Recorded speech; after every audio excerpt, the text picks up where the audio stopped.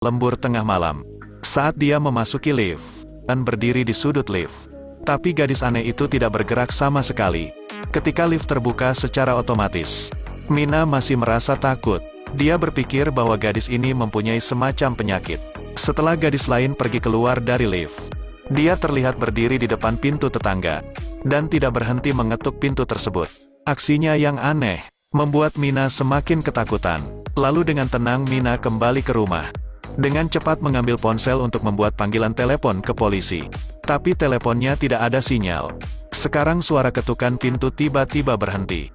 Mina tidak yakin apa yang terjadi. Dia membuka pintu untuk mengamati. Gadis aneh tadi tiba-tiba menghilang. Tidak ada yang tahu. Sekarang dia menghela nafas lega. Sampai keesokan paginya, dia pulang terlambat karena bekerja lembur lagi. Tapi ketika dia di apartemen, dia bertemu dengan gadis aneh itu lagi. Dan terus-menerus mengetuk pintu tetangganya. Dengan takut Mina bersembunyi di sudut. Tapi kemudian ketukan pintu menghilang. Ketika dia mengamati, gadis aneh itu menghilang tanpa sebab. Mina meluncur ke rumahnya dengan cepat. Tapi dia masih belum pulih sepenuhnya. Dia merasakan ada seseorang sedang berjalan di kaca. Mina memastikan hal tersebut, dan di kaca rumahnya terdapat banyak jejak tangan. Adegan ini membuat Mina semakin ketakutan. Sepanjang malam dia tidak bisa tertidur. Apartemen sebelahnya terdengar suara laki-laki sedang menangis. Suara itu terus menggema, membuat Mina tidak bisa tidur sepanjang malam. Keesokan harinya, dia takut untuk kembali lagi ke rumah. Saat dia akan membukakan pintu rumahnya, tiba-tiba ada sebuah surat jatuh. Mina penasaran lalu membuka surat itu. Di dalamnya terdapat catatan, dan pengirimnya adalah laki-laki penghuni rumah sebelah. Orang itu meminta pada Mina memasuki apartemen kamar pada jam 12 malam untuk membuka brankas di rumah tersebut. Lalu Mina akan mendapatkan uang. Awalnya Mina sedikit ragu, tapi karena dia membutuhkan uang tersebut, Mina memutuskan untuk mengambil risiko. Saat pukul 12 malam, dia dengan lembut membuka pintu rumah sebelah. Setelah masuk dia baru tahu isinya penuh dengan lilin putih. Lalu dia melihat brankas tersebut dipenuhi dengan mantra. Mina perlahan-lahan melangkah ke arah brankas untuk mematuhi tugas yang ada di surat. Ketika dia menyentuh brankas tersebut, tiba-tiba ada suara teriakan. Dengan takut dia bergegas kembali ke rumahnya. Setelah pulang, Mina ketakutan setengah mati. Tidak menyangka akan mengalami hal menakutkan seperti ini. Keesokan harinya setelah pulang bekerja, dia kembali menerima surat tersebut. Di dalamnya masih terdapat uang dalam pecahan besar. Isi dalam surat memerintahkan Mina untuk kembali membukakan brankas. Dia masih ragu karena kejadian aneh kemarin. Setelah perjuangan psikologis, dia memutuskan untuk mempertaruhkan hidupnya lagi. Pada jam 12 malam, Mina sekali lagi masuk ke kamar tetangga. Kali ini dia lebih berani dan merekam kejadian di sana. Saat dibuka, di dalam brankas tersebut berisi seorang pria dengan wajah yang dipenuhi dengan tulisan. Mina terkejut akan hal ini.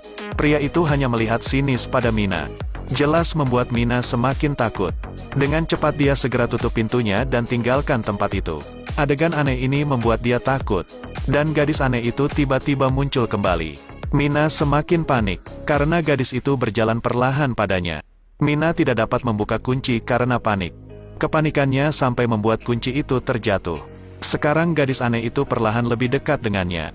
Saat pintu sudah terbuka, dengan cepat Mina masuk ke dalam rumahnya. Mina menceritakan semua kejadian kemarin pada pemilik apartemen. Namun jika dia pergi, dia harus membayar deposit 2 kali lipat. Karena Mina tidak punya banyak uang, dia tidak punya pilihan lain. Hanya bisa tinggal sementara di rumah itu. Hari itu dia seperti orang bingung yang sedang menunggu bus. Dia melihat sebuah koran di samping. Ada sebuah berita yang menarik perhatiannya. Ternyata ada sebuah informasi tentang kasus pembunuhan tragis. Dan korban tersebut adalah gadis aneh itu. Gadis aneh yang sering ditemui di rumahnya. Dan yang lebih anehnya lagi, gadis ini meninggal lebih dari 10 hari. Mina tidak mengerti mengapa gadis aneh itu muncul di sekitar rumahnya. Apa mungkin ini ada hubungannya dengan pria tetangga? Saat dia tiba di rumah, pria di sebelah rumah tiba-tiba muncul. Kemudian Mina diikat ketat di kursi. Dia tidak bisa bergerak sama sekali. Wajah pria itu penuh dengan nafsu. Lalu tiba-tiba terdengar ketukan di pintu. Kebisingan tersebut membuat pria itu takut hingga terjatuh. Ternyata gadis aneh itu muncul untuk mencari pria itu. Dengan cepat Mina berlari menjauhinya. Dia mengambil sebuah pisau untuk menjaga diri. Tetapi pria itu masih menghampirinya. Lalu dengan sengaja, pria itu menusukkan dirinya pada pisau. Mina tidak menyangka hal ini bisa terjadi. Kini pria itu meninggal di rumahnya. Keesokan harinya, Mina ingin menyembuhkan mentalnya. Dia merasakan hal aneh akhir-akhir ini. Jadi dia datang ke seorang guru terdekat, dengan harapan bisa menghilangkan semua keanehan ini. Lalu guru datang ke rumah Mina. Dia langsung membuat mantra pemanggil jiwa untuk mengetahui kebenaran dari masalah ini. Ternyata pria gila itu seorang fotografer. Setiap hari dia mengambil foto seorang gadis. Tapi sampai suatu hari, dia jatuh cinta pada seorang gadis. Karena dia sangat mirip dengan istrinya. Tapi sangat mustahil untuk mendekati gadis itu. Jadi dia menggunakan sihir jahat untuk merapal mantra. Membuat gadis itu kehilangan kesadaran. Setiap malam saat jam 12, gadis itu akan datang menemuinya. Hingga hari sudah pagi dia akan otomatis pergi. Ini membuatnya menikmati keindahan si gadis. Tapi tidak lama kemudian setelah setengah tahun, gadis ini menemukan bahwa dirinya hamil tanpa sebab. Pria gila ini mencoba ungkapkan cintanya, dan akan menanggung semua kesalahan. Setelah mengetahui tersebut, gadis ini langsung hilang kesadaran. Dia terus memukul dan memarahinya.